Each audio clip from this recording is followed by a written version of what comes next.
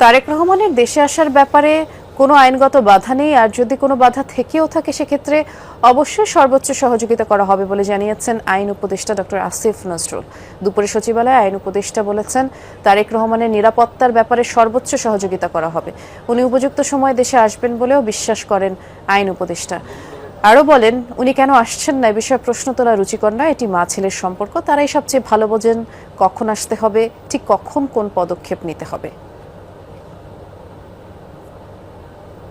বিএনপির acting chairman জনাব তারেক রহমানের বাংলাদেশে আসার ব্যাপারে কোনো রকম আইনগত বাধা আছে বলে আমার জানা নাই।